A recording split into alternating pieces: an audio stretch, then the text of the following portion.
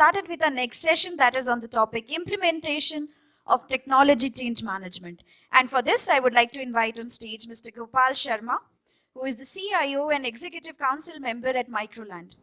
Giving a brief introduction, Gopal is a seasoned and accomplished leader with over 25 plus years of diversified experience in driving enterprise-wide business and digital transformation along with delivering large-scale global transformation programs. Prior to joining Microland, Gopal was with Accenture as Managing Director Technology, responsible for future-ready application practice. At Accenture, he has served around 14 years. He was responsible for large independent business units across multiple delivery centers in US, India, and China, and setting up a new delivery center in USA. With this, please welcome him with a huge round of applause. Yeah. So first of all, good morning. And Swapnali gave me a surprise. My session was at 12:40 and she just moved it now, right? First of all, let me admit, I'm not a career CIO, as you would have figured out through the introduction. 80% of my professional life, I've been on the service provider side, right? So I've worked with Accenture, IBM, Infosys, etc. Right? In 2018, I took a leap of faith, if I may call it, right, and joined Microland. Do we have clicker?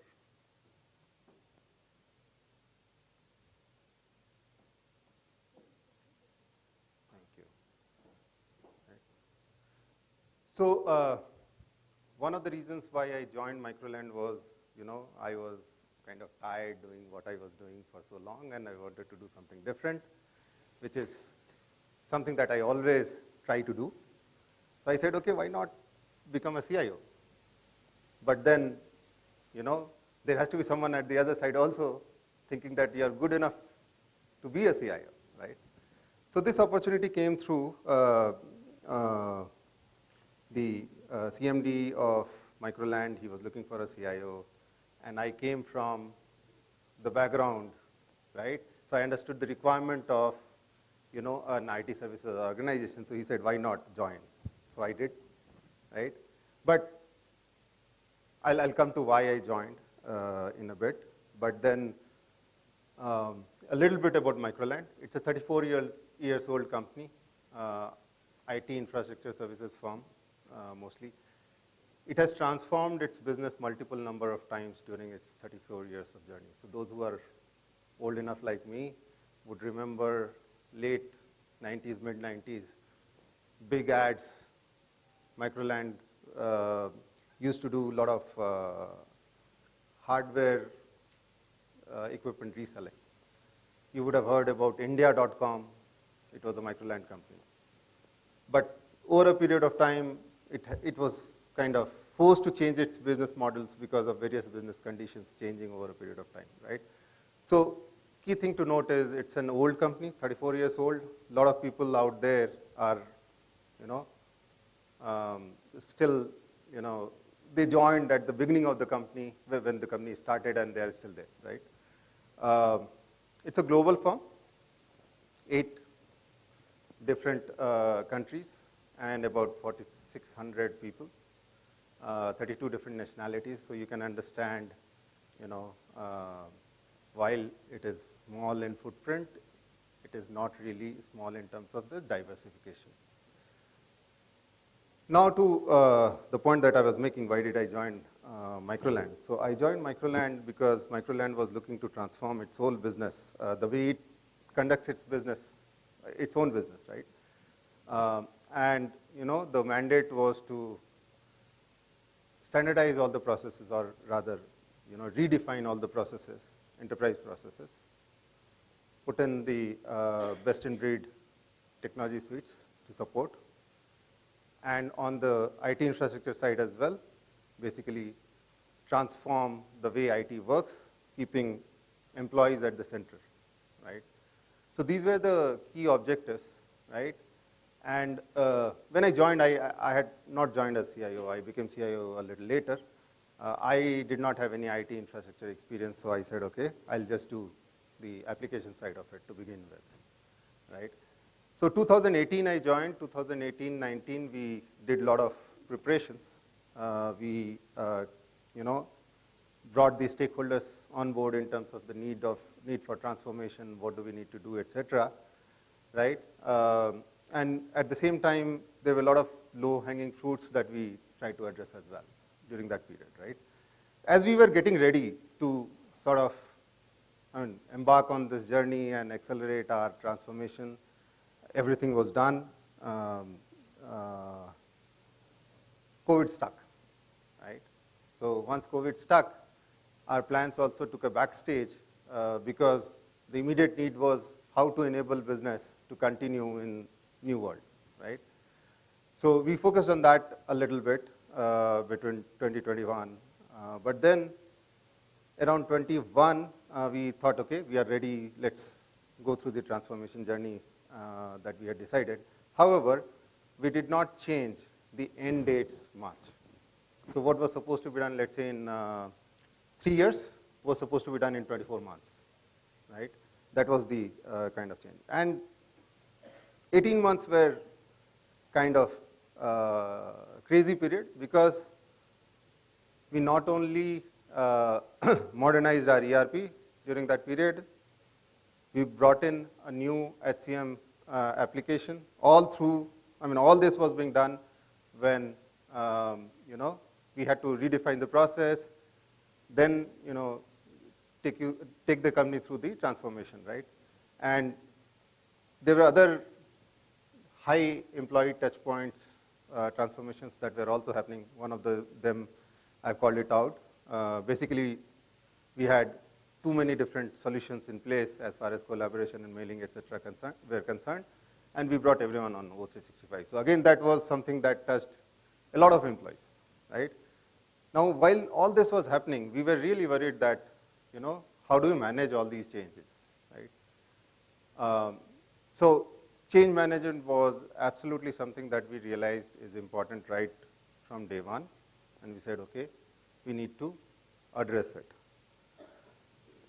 Okay, so one of the things that we did right upfront is to say, how do we want to change, right? Is it just employee-centric changes? Is it just business-centric changes where we tell people, basically decide the new process along with them, then we go out and sort of communicate to everyone what the new process is, and then, bring, let's say, the end users also on board, right? But then we realized that this is not really what you want, right? What you want is, if you look at the objective, the way you define your objectives for the program is how you need to run the change management as well, right? So I've just given a sample example, right? Don't go by it as a Bible, but if you look at, the two different boxes that you see here, you'll see the way the objectives can be defined are very different, right? Right side is all about value delivery, left side is all about, efficiency, cost savings, etc. Right? We actually did the right side, right? Now, if you do that, right? If you do that, there are challenges, right? You are not just talking about dealing with operational folks and the end users. You are talking about dealing with your leadership, right? You have to educate the leadership in terms of what value we want to bring in and how to enable that, right? So it's not just about you, hey, finance guy, hey, HR person, hey, end user, this is the new process, please follow it, etc. It's about engaging the senior stakeholders and emphasizing to them why it is important to change, urge them to change their ways of working, the new paradigm that we introduce to make it effective, what role they have to play. We have to cover all that, right? So that's why I call it like 3 phase or 3 parts of the change management. First is you focus on value delivery, depending on what you have defined as your objectives. Second is obviously process. The process changes, you have to educate people. And then the technology, right? When all these three come together, then only the change management is effective. Right? Okay, I won't go into too much of detail in terms of, how we went about doing this. Go to anyone, they will say the same thing. It's about how you do it, right? How effective are you in doing all this, right? So you prepare, you design, you implement, and you see whether it is working, not working, etc. But then the point is, all these have to be done with these three in mind, right? If you forget about the first one, yeah, you will be able to adopt everything that has come up, but then you may not realize the value that you envisaged out of the the initiative, right? So our disproportionate focus was on the first part, right? The value delivery. All these were targeted even at the leadership level, right? Some of them even asked, why so much, right? But then the idea was to ensure that, yeah, whatever we do, whatever we have decided as a group to implement, it has to be effective, right? That is one takeaway. The second takeaway was, when we launched, and luckily there were 3 different initiatives that happened one after another, we learned from it as well. When we launched, we realized that there are, people actually are not always comfortable with it, right? So they ask too many questions, that's one. Second, they tend to, go back to their own ways of working, which you don't want, right? So it is important to keep re-emphasizing, okay? And some of these points I'll cover in another slide, just in a minute, right? While we were doing all this, as I said, we are a global company, right? 8 different countries, 32 nationalities, though our numbers are small, but the challenge of reaching out to the wider employee base remained, right? Luckily, we have an application called Microland One. It's actually a mobile cum desktop application. This is used for employee engagement, right? We use that very liberally during the whole cycle, right? We used it to reach out to our employee base frequently and ensure that they were aware, they knew how to get help and where to get help, and basically use the app to the hilt, right? One of the interesting things that we did towards the end was also include some sort of ChatGPT based employee self-service, which was not there in the initial period. Of course, ChatGPT was not there when we launched ERP program, but this is something that we included towards the end, and it was very effective. You have tons of documentation, right? User asks a question, don't know where to get the answer, this actually gives you all that, right? So Microland One was our savior in terms of how we reached out to the employee base and effectiveness of our change management process. Okay, one other thing, just emphasizing on the same point that I did earlier, that while there are teams which focused a lot on process and technology, we ensured that the value delivery was constantly reviewed right at the executive council level and often, right? So our change management team was anchored by a very senior person who had good connect in the business organization.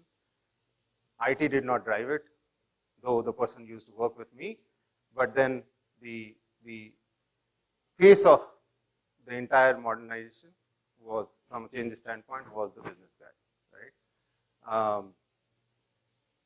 Now, before I end, some of the key takeaways, right? It's, not that any of these will sound unique to you or very new to you, but when we execute, we tend to forget what is important, right? So when I look back and say, okay, what made us do all this, right? The entire process go through in 18 months. These are some of the important points, right? So first of all, strong commitment from the leadership right at the top is important, right? There will be often points, right, which will question the existence of the initiative itself. And that's where the commitment and sponsorship from the leadership is tested, right? And it's very important to have that, in place right in the beginning, right?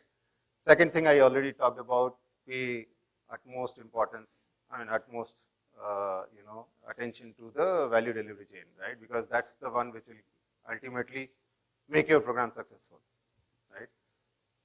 Communicate often enough, all of us know, right? So I will not emphasize on that one. The composition of IT team is very important. Sorry, change team is very important. You should always have a person who has wider influence on the organization and should come from business side, ideally, right, to run this program, because there will be cases where people will ask you, do you know more than me, right? So, just to ensure that, yeah, you have a person who understands their side of, story, you should try to have, as much as possible, a senior business person leading the change management, right? Early branding, right? So let me go back, right?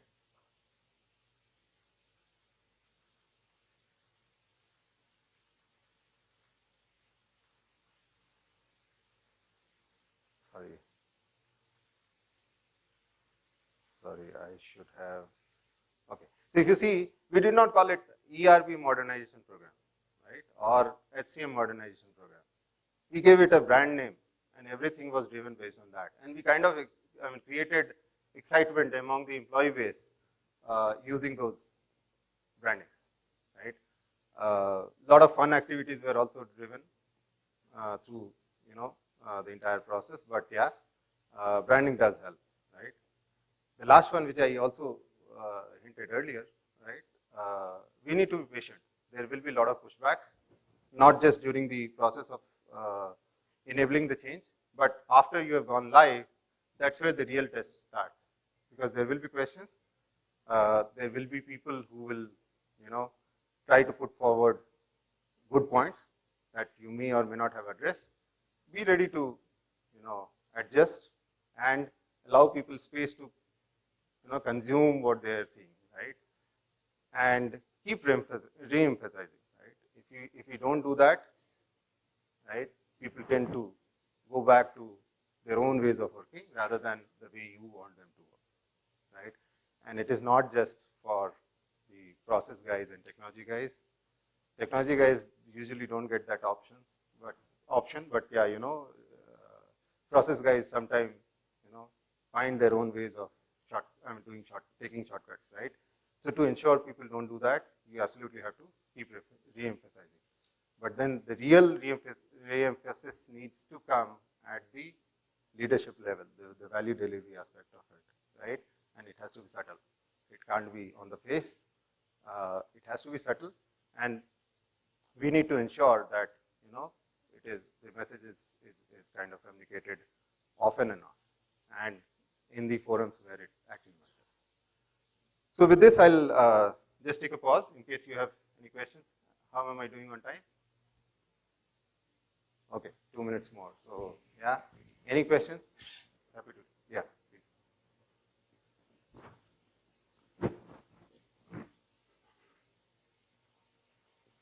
Good morning. This is Vijay from Capgemini.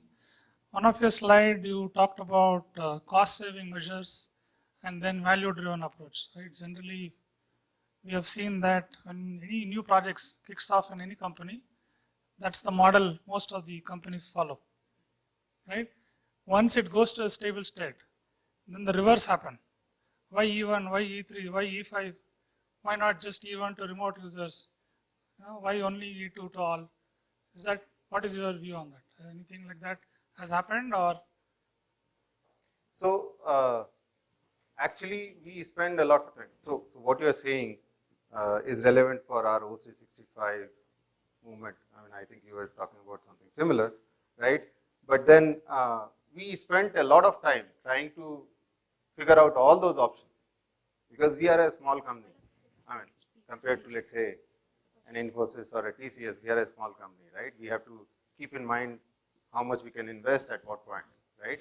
So we went through all the options, trying to figure out from a cost perspective and the employee engagement perspective, employee experience perspective, whether we will, by taking certain actions, whether we will,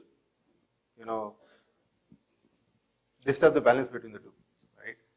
And I mean, like it or not, I mean, we are analytical people. In Microland, we do a lot of analysis before we do take any step. So yes, it does happen, but at the same time, right up front, when we go through those analysis, right, the way we kind of figure out which option will work, which option will not work is through those value drivers, not really the cost drivers. Gopal, this is Ajay here, sitting back. So I think just going to the other spectrum of what Vijay asked, I'm Ajay from 𝗬𝗏𝗧𝗏 Technologies. I head the IT and InfoSec for there. You mentioned about, and congratulations, you have done it in 18 months, and I'm wondering why don't you have more white hairs? No, I colored it. Okay. To answer that, okay. yes. So, what I feel that, this is a global company, there will be regional area heads as well, right? How do you manage that perspective and bring them on board as part of your change management journey? You would have already done it because that's why it completed during that time. So just want to get some few more insights on that. Thank you. Yeah, so like all IT companies, we are also, we also have regional heads. And, one of the things that we did during the whole cycle was to bring them on board right up front. So there's a person who's responsible for all the regions put together, bring that person on board first, right? But before you start the program itself, right, we actually talk to all of them. There are, at that time, there were 16 key people in the organization, right? And, okay, it's gone. The first exercise that the first box in the change management execution was visioning, right? We did visioning exercise with all of them, right? Of course, so what worked for us may not work for a very large company, because if they try to address people at that level, there might not be just 16, there may be 160 of them, right? So it has to be in the context of, who you are, what you do, and how you do. Okay, thank you so much.